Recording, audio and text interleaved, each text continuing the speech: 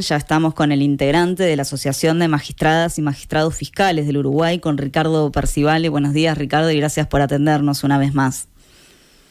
Hola, buenos días, ¿qué tal? ¿Cómo les va? Por favor, a las órdenes. Buenos días, Ricardo. La Asociación de Magistrados se declaró en conflicto este martes, eso lo dimos en el momento, en el programa. Plantean que entienden que desde la Fiscalía se limitan y postergan derechos. ¿Cuáles son esas medidas que se han tomado desde Fiscalía que ustedes entienden que generan esto? Bueno, el conflicto en realidad viene de un tiempo atrás, que está relacionado en primer lugar con el tema de la lactancia de nuestras compañeras fiscales. No nos hemos puesto de acuerdo con la jerarquía con respecto al horario que tendrían que tener estas compañeras. Y bueno, y un conjunto de estas se han visto perjudicadas ante esta falta de resolución. Eso ha llevado mucho tiempo, muchas molestias por parte del gremio, y en el marco de estos y otros reclamos que venimos haciendo, la doctora Ferrero dictó unas resoluciones que afectan claramente al uso de la licencia de los fiscales y también al pago de las subrogaciones que se venía realizando, que está establecido por ley. Eso motivó una asamblea multitudinaria de alrededor de 150 personas que plantearon la necesidad de declararse el conflicto y de tomar medidas. Y además esto se enmarca también en hechos externos, porque también hay mucha molestia porque no hemos sido respaldados desde la jerarquía ante los embates del poder político contra los fiscales. Todo esto ha llevado a una situación bastante compleja, de enojo, de molestias, y bueno, por eso se tomaron estas medidas. En el marco de este conflicto, ¿qué medidas piensan tomar de aquí en más? Bueno, eso será resuelto. Las que se tomaron el otro día son las que están implementando, y el 23 de abril habrá una nueva asamblea que justo coincide con la asamblea que nos tocaba, la asamblea ordinaria. Y en esa asamblea se evaluará lo que se realizó hasta el momento, si existió alguna modificación por parte de la doctora Ferrero, y fundamentalmente se va a tratar un tema muy importante, que es la resolución de la doctora Ferrero de prohibir las publicaciones de los dictámenes de los fiscales cuando solicitan una formalización. Este hecho fue motivo de planteo por algunos socios en la asamblea pasada, porque estaban muy molestos, entre ellos yo, estoy muy molesto con esa resolución, pero no se pudo tratar por un tema formal, porque no estaba en el orden del día. Por eso se lo colocó en el primer orden del día de la asamblea del 23 de abril. Ricardo, ahora te vamos a preguntar, por supuesto, por este tema que planteás, que también es un tema que venimos abordando en el programa, pero en cuanto a las medidas que ustedes ya tomaron, ¿podés recordarnos cuáles son?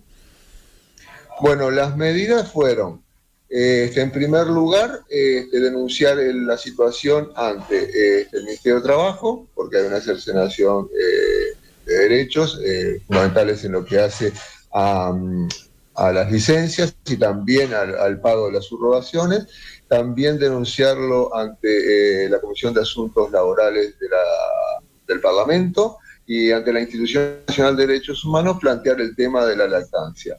Eso por un lado. Por otro lado, se estableció que no se iban a hacer subrogaciones por parte de los titulares y que los adscritos no las harían si no se les paga lo que le corresponde por ley. En tercer lugar, se dispusieron que no se iban a dictar órdenes de allanamiento y detenciones en los casos de delitos contra la propiedad hasta el 14 de abril.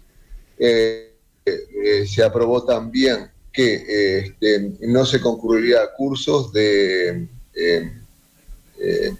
operadores del exterior, porque vienen unos chilenos a dar unos cursos que salen un dinero muy importante. Entendemos que ese dinero se puede volcar para las magros recursos que tiene la institución, y también se aprobó en la asamblea llevar a discusión en la próxima lo que habíamos planteado antes con respecto a la resolución de la doctora Ferrero de prohibir los dictámenes fiscales. La Fiscalía ayer emitió un comunicado en respuesta a sus medidas y allí critican, bueno, que no fueron debidamente preanunciadas estas medidas, que la Fiscalía siempre tuvo actitud de diálogo y que se realizaron varias concesiones que no fueron valoradas positivamente por ustedes. ¿Qué responden desde la asociación? Bueno, que diálogo existió, un diálogo bastante particular, porque la doctora Ferrero, de hablar mucho, en definitiva los diálogos se convierten en monólogos. Las modificaciones que se hicieron no contemplan lo que planteaba la asociación y volvamos al principio, estas son las resoluciones que sacó la doctora Ferrero que perjudican nuestros derechos. O sea, nosotros teníamos unos derechos establecidos, ella los cercenó y ahora con una modificación entiende que mejoró la situación, pero mejorar la situación no es volverla a su situación natural y en definitiva nos seguimos perjudicando. Y no tanto los fiscales de Montevideo, que tenemos otras posibilidades. Esto es un perjuicio muy grande para los fiscales del interior, que son los que están más desprotegidos en estas situaciones, porque están trabajando en condiciones bastante complejas, o por decirlo menos, y entonces la gran reivindicación es para la gente del interior. En este comunicado que emitió la Fiscalía ayer sobre las medidas que ustedes tomaron, también se plantea que hay medidas de gravedad. ¿Realmente está en juego la seguridad de la ciudadanía por alguna de las medidas tomadas por ustedes en la Asamblea, resueltas allí? Las medidas tomadas son mínimas y son hasta el 14 de abril. Si hablamos de riesgo y si hablamos de problemática, deberíamos hablar de muchas más cosas, porque si hay riesgos en muchos ámbitos y fundamentalmente en delitos económicos, donde nunca existieron contadores, donde siempre exigimos que el presupuesto votara el presupuesto para contadores, no tenemos ningún contador. O sea, los que están en delitos económicos, lavado de activos, en delitos claves del país, ahí no tenemos ningún recurso. Y ahora se pone en riesgo supuestamente la seguridad porque por una semana se dispusieron estas medidas, que obviamente se van a trabajar los casos de flagrancia, que obviamente se van a trabajar en forma común. Entonces nos preocupamos hoy porque tomamos unas medidas de este tenor que son absolutamente mínimas, cuando no nos preocupamos del problema de la seguridad pública. Y el problema de la seguridad pública, entre otras cosas, la Fiscalía tiene un rol muy importante, porque los fiscales somos los que dirigimos a la policía, y hace 3 años y medio que estamos sin fiscal de corte, y eso no le importa a nadie. Y entonces, la preocupación es hoy por estas pequeñas medidas. Bueno, si queremos cambiar siempre el eje, podemos cambiar siempre el eje. Cuando decís, Ricardo, eso no le importa a nadie, ¿también incluís a la doctora Ferrero? Bueno, la doctora Ferrero, ella no tiene la potestad para incidir en el nombramiento de un fiscal de corte, que ese es uno de los grandes temas. La doctora Ferrero sí tiene incidencia para si se va a quedar como fiscal subrogante en la conformación del presupuesto. Y veamos qué es lo que solicita y veamos si ella profundiza los grandes problemas en los que estamos. Profundiza en el sentido de poner énfasis en lo que se necesita y ser enfática. Pero claro, todo lleva a lo mismo.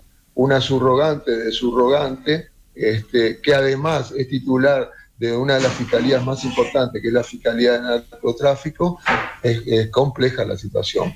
Pero sí, lo que nos molestó más de la doctora Ferrero es que, frente a toda la problemática que estamos viviendo, no solo no nos haya respaldado contra los ataques que hemos sufrido en estos últimos días, sino que además que dicte resoluciones que perjudican nuestros derechos, totalmente asumidos, totalmente incorporados dentro de nuestra realidad. Entonces, eso es lo que nos molesta de la doctora Ferrero y por eso es que se han dictado estas medidas. Ricardo, ¿entendés que la fiscal se tendría que haber manifestado antes frente a las críticas que han recibido? Bueno, uno espera siempre que un jerarca respalde la función de un subalterno. En este caso no ocurrió, y no solo no ocurrió, sino que se dictaron medidas de protección hacia otros actores, porque el hecho que no se permita que la fiscal se exprese, o sea, que todos los ciudadanos conozcamos cómo actuó la doctora Alciaturi, es una forma no solo de no respaldarla, sino de poner en cuestionamiento hasta su actuación. Con esto te referís a su vez a esta resolución de Ferrero de que no se publiquen los pedidos de formalización, o también a la medida de solicitar una investigación por los posteos de la fiscal Alciaturi, que es quien está con el caso Besossi. No, yo me estoy refiriendo a que a partir de ese caso la doctora Ferrera resolvió esta medida que contraría absolutamente lo que es el principio de publicidad, que es uno de los principios básicos del nuevo proceso, y contraría también las normas internacionales y aún la Constitución, que prioriza el derecho a la información de todos los ciudadanos. Porque lo que tiene que quedar claro acá, que ninguno de nosotros, y lo hablo como ciudadano, sabemos qué hizo o dejó de hacer la doctora Alciaturi, porque no se nos permitió acceder a su dictamen, algo que era absolutamente normal hasta ese momento. Y entonces la pregunta es, ¿por qué no se nos permite acceder a eso como ciudadanos, lo digo? Bueno, la doctora Ferrero tendrá sus razones, pero nosotros podemos pensar totalmente lo contrario, y es lo que pensamos. ¿Y cuál crees que son las razones? No, yo el motivo final por qué ella dispuso eso no lo sé. Lo que sé es el dato objetivo. Nadie puede acceder a lo que dijo la... Y eso lo deberíamos conocer todos, porque ahí se saldarían un montón de cuestiones. ¿Crees que Ferrero está actuando en función de ciertas presiones políticas? Yo eso no lo puedo decir porque además, entre otras cosas, nosotros tenemos vedada la actividad política. Eso incurriría en algún motivo de presunción que no lo pretendo hacer. Yo lo que hablo es de datos objetivos.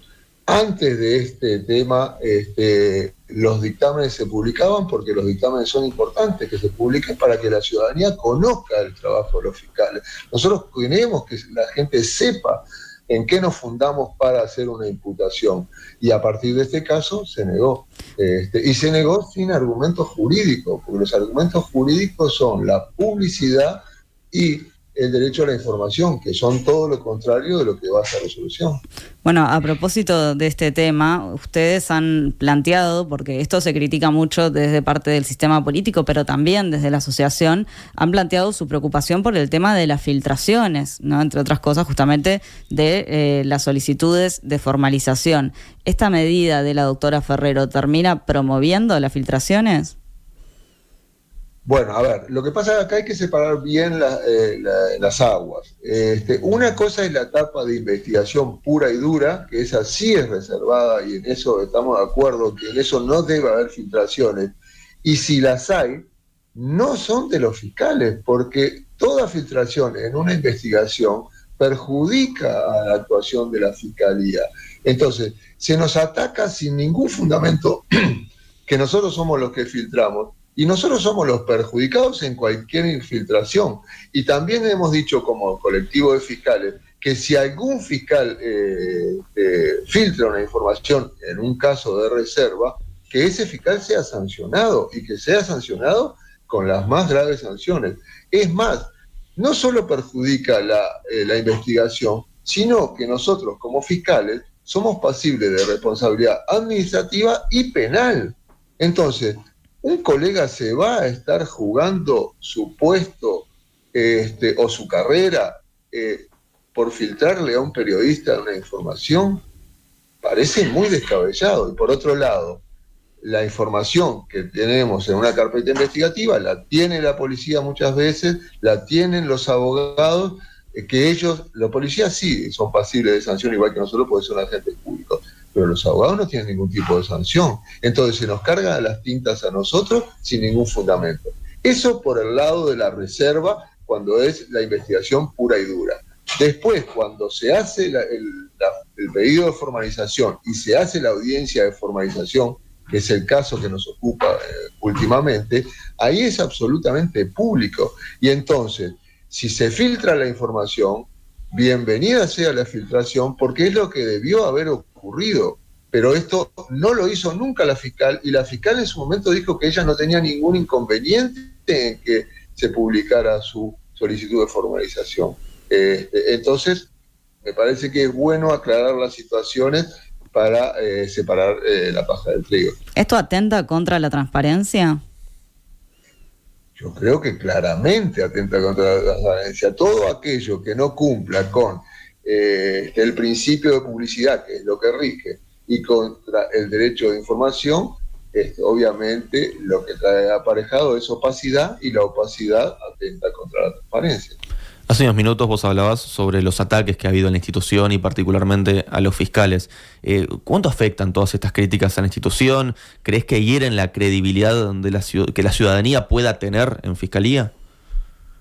Pero por supuesto que la afectan. No hay duda que la afectan. Afectan la institucionalidad y el sistema democrático. Porque si se ataca a una parte del sistema judicial, se lo pone en duda al sistema judicial, la credibilidad de pierde terreno. Y si pierde terreno, estamos en una situación muy compleja, porque el sistema judicial es el último bastión que tienen las personas para defenderse del avasallamiento de los derechos. Entonces, no es un tema menor, este es un tema muy grave. ¿Por qué se creen ustedes que la Comisión Interamericana tomó nuestro caso? A la Comisión Interamericana llegan miles de denuncias por graves violaciones a los derechos humanos. Y qué casualidad que tomó el caso de los fiscales de Uruguay, que supuestamente no debería ser tan grave. ¿Y por qué lo tomaron el caso? Lo tomaron el caso porque Uruguay es un ejemplo de democracia. Y si esto pasa en Uruguay, de estos ataques groseros a una fiscalía, está ocurriendo, bueno, esto tiene que ser un llamado de atención para la Comisión y para toda Latinoamérica. Por eso es que la Comisión tomó nuestro caso. Y por eso nosotros vamos a ampliarlo con lo que ha acontecido en los últimos días, este nuevo ataque grosero por parte de actores políticos del primer nivel contra la Fiscalía, porque eso es inadmisible. Es inadmisible porque viola el principio de independencia técnica y es inadmisible porque actores de primer nivel no pueden decir las cosas que han dicho. Eso no es así. Nosotros como agentes públicos estamos sometidos a la crítica, correcto, pero generalmente la crítica bien intencionada y no la crítica que agravia. Y también queremos expresar que los actores políticos de primer nivel son los que más tienen que cuidar las formas, porque detrás de ellos hay mucha gente que los votó, mucha gente que cree en ellos, y si ellos realizan las opiniones que han realizado, bueno, eso no es bueno para la institucionalidad y no es bueno para el sistema democrático. ¿Por qué crees que se ataca a la Fiscalía? Bueno, las consideraciones que haga el poder político, ellos la evaluarán. Yo tengo mis razones, lamentablemente en esto sí hay una asimetría de poder muy clara, porque el poder político tiene todas las facultades para decir y hacer lo que quieran, y los fiscales tenemos vedada nuestra actuación política. Si yo hiciera alguna manifestación de este tenor, podría incurrir en responsabilidad. Te lo consulto pensando que en una entrevista en Doble Clic tú planteabas que tiene que ver con que es el órgano más débil del Estado, decías. Bueno, a ver, ¿cómo no va a ser el órgano más débil del Estado cuando hace 3 años y medio que estamos sin fiscal de corte? Estamos con una subrogante de subrogante que además es titular de una de las fiscalías más importantes del país. Y además no tiene su fiscal adjunto. El 1 de marzo cambió el gobierno de este país y se proveyeron todos los cargos. El único cargo que queda sin proveer es la Fiscalía General de la Nación. Y la Fiscalía General de la Nación tiene nada más ni nada menos que la obligación funcional de la persecución de los delitos. Entonces, estamos con un problema de seguridad pública importante y el órgano encargado de perseguir los delitos está acéfalo desde hace 3 años y medio. Y esto es responsabilidad pura del poder político. Y nosotros hemos pedido entrevistas con el presidente Orsi, con el secretario Sánchez, y no nos han recibido, es más, no nos han contestado. O sea que esto se ve que no le preocupa a nadie. Llama la atención, Ricardo, que todas las críticas vayan exclusivamente a la Fiscalía y no al Poder Judicial cuando es un juez o una jueza quien tiene la última palabra frente a un pedido fiscal. Por ejemplo, en el caso de Besosi, lo pedido por Alciaturi fue avalado por la jueza Ximena Menchaca, por ejemplo. Bueno, lo que tiene que quedar claro es que los fiscales tenemos cierto poder, pero no tenemos todo el poder. Nosotros siempre tenemos que pasar por un juez que es el que resuelve. Nosotros lo que hacemos son imputaciones, o solicitamos allanamientos, o solicitamos incautaciones de celulares, o solicitamos interceptaciones telefónicas, etcétera, etcétera. Pero siempre está un juez detrás que es el que avala o no la medida. Y no solo un juez, sino que también actúa generalmente un tribunal de apelaciones que confirma o no lo resuelto por un juez. O sea, están dadas todas las garantías. Los fiscales, reitero, tenemos poder, pero no todo el poder. Tenemos la posibilidad solo de impulsar, pero con impulsar no alcanza si un juez no nos da la razón. Entonces, se hace la Fiscalía, porque la Fiscalía hoy es la institución más débil del país. Y sin duda que lo es. Y sin duda es mucho más fácil atacarnos a nosotros que tirarse contra un poder del Estado como es el Poder Judicial. Bueno, en eso estamos. Y eso es parte de nuestra gran problemática. A lo que se suma la falta de recursos, a lo que se suma un conjunto de problemáticas, que eso parece que nadie lo advierte, porque en todos los presupuestos lo que envía Fiscalía General de Nación nunca es contemplado en la vía presupuestal. Entonces, claro, estamos en una situación de debilitamiento muy grande. Y eso repercute en la seguridad pública. A propósito de esto del ataque de distintas figuras del sistema político hacia Fiscalía, días atrás tuvimos al senador nacionalista Sergio Botana y él, en cuanto al caso Besozzi, decía que el presidente de la República, Yamandu Orsi, tendría que mandar un mensaje claro a la Fiscalía de que la Fiscalía no es un comité de base. ¿Cómo lees un pedido de este tipo en el que se pide concretamente que sea el presidente de la República quien interfiera en las decisiones del Ministerio Público? Bueno, eso es desconocer la Constitución y la ley, porque nosotros somos un servicio descentralizado y además tenemos como uno de los principios básicos de nuestra actuación es el principio de independencia técnica. Si algo de eso se quiere hacer, bueno, que se modifique la Constitución, que se modifique la ley. Y ahí nos atendremos a las consecuencias. Pero mientras rija la ley y rija el principio de independencia técnica, comentarios de este tenor, bueno, que la gente interprete lo que entienda pertinente. Así como recién Sofía te consultaba por las declaraciones de Botana, que pide que Orsi interfiera en la acción de Fiscalía, desde el Partido Nacional señalan que este organismo está comandado por el actual prosecretario de Presidencia, ex fiscal de Corte, Jorge Díaz. ¿Qué se responde desde la asociación frente a este planteo? Lo que pasa es que siempre se habla, se tira titulares, se tiran cosas como hechos verdaderos, y eso hay que constatarlo.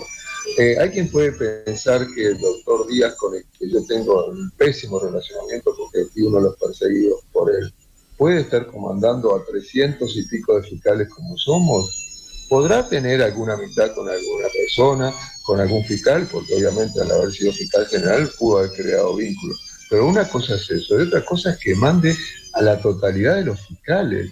Es una cosa tan traída de los pelos repetir eso como algo absolutamente verdadero. Lo que pasa es que se repite eso, se repite que las filtraciones las hacen los fiscales, se repite que esto es un comité de base, se repite, pero nunca se aportó un elemento de prueba. Y si algún fiscal actuó mal en un caso concreto, que lo denuncie. Nosotros no lo vamos a respaldar, porque nosotros no respaldamos a quien actuó mal, pero sí respaldamos a los que actúan bien, y pretendemos que nuestra jerarca también los defienda cuando actúan bien. Eso es lo que pretendemos. Pero se puede decir muchísimas cosas. Lo lamentable es que lo digan actores políticos del primer nivel, porque eso sí afecta al sistema democrático. Pero una cosa es decirlo, repetirlo 100 veces como lo han hecho, y otra cosa es que hay quien lo acredite, porque nosotros que somos magistrados, fiscales, siempre nos movemos en el ámbito de las pruebas, y solo imputamos cuando tenemos pruebas, y haríamos una mención de esta naturaleza teniendo pruebas, y eso es lo que esperamos de los actores de primer nivel. Ricardo, me desvío un minuto por algo que dijiste. ¿Por qué aseguras que fuiste perseguido por Jorge Díaz? Y bueno, porque Jorge Díaz ingresó a la Fiscalía y a los 10 días de ingresar a la Fiscalía me sacó del cargo en que yo estaba, que yo era fiscal de crimen organizado, investigando temas de corrupción, investigando narcotráfico, y me trasladó a una Fiscalía Civil que yo no tenía nada para aportar. Yo estaba muy formado en eso. No solo eso, sino que después de ese lugar me trasladó a una Fiscalía de Aduana, que eso es una dejerarquización sin ninguna investigación administrativa, sin ningún nada para sostener eso. Por eso yo fui al TCA, logré obtener que se revisara esa posición, gané ante el TCA, tuve la posibilidad de hacer la reparatoria patrimonial y no lo hice porque entendía que esto era un tema más de honor que de patrimonio. También me presenté a la Institución Nacional de Derechos Humanos y la Institución Nacional de Derechos Humanos me dio la razón de que se había vulnerado mi derecho. Y obviamente tengo claro que él me persiguió, y no tengo solo claro yo, lo tienen claro todos mis compañeros, porque eso fue lo que hizo él conmigo. Entonces, ¿a mí me van a decir que yo hago algún mandado para el doctor Díaz? Por favor, ¿de qué estamos hablando? Hecho este pequeño desvío, Ricardo, para cerrar, consultarte. Hablábamos del caso Besossi, de lo que ha pasado con la fiscal Alciaturi. Frente a todos estos ataques, no solo Ferrero no salió en defensa, como dicen ustedes, de la institución, del trabajo de la fiscal, sino que además pidió esta investigación de urgencia sobre los supuestos posteos o reposteos de la fiscal Alciaturi en los que se atacaría al Partido Nacional. Esto fue una solicitud que hizo el Partido Nacional y que días antes ya había resuelto la fiscal de corte subrogante, Mónica Ferrero. ¿Qué pensás de esta resolución? Bueno, a ver, vamos a hablar en términos generales. La Asociación de Fiscales, nosotros nos adherimos a las normas dispuestas por la Asociación Internacional de Ministerios Públicos que exhortan a un uso razonable y cuidadoso de las redes. Yo no tengo redes, yo no participo en las redes, y entiendo que tenemos que ser muy cuidadosos. Eso es el plano general. Y después, en el plano general, digo también que si alguien utilizó en forma irregular las redes, es posible de investigación, es posible de sanción. Ahora, el eje, como siempre, no está ahí, porque el eje de la cuestión es si la fiscal actuó bien o mal en el caso concreto. Lo que haya hecho en su vida particular está bien, parecer y parecer, pero eso es una cosa, y otra cosa muy distinta si actuó bien o no en el caso particular. Uno puede ser muy pro de un partido, pero lo importante es que cuando le toca actuar contra ese partido o en ocasión de ese partido político, actúe como debe ser. Lo importante en definitiva es si uno tiene pruebas o no tiene pruebas para actuar contra tal o cual persona. Y ese es el eje de la cuestión. Lamentablemente, eso no lo podemos saber porque el dictamen de la fiscal nunca ha sido publicado. Ricardo Percivale, integrante de la Asociación de Magistrados y Magistradas Fiscales del Uruguay, muchas gracias por estar una vez más en Nada que Perder. Por favor, a las órdenes. Hasta la próxima. Que pasen muy bien. Nada que perder.